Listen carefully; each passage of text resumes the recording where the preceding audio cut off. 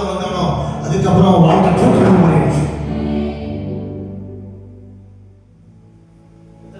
அபிஷேகத்தை வரணும்னு ஆசைப்படுறீங்க.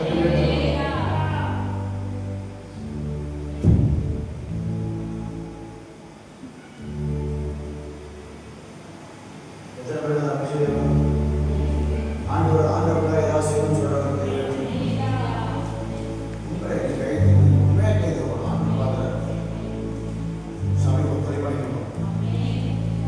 சபைக்கு போனாங்க அதுதான் வாலிபம்.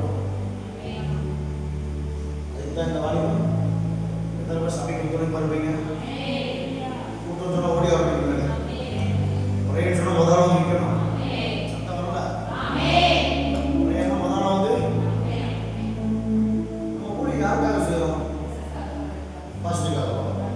நீ செஞ்சா அது போய்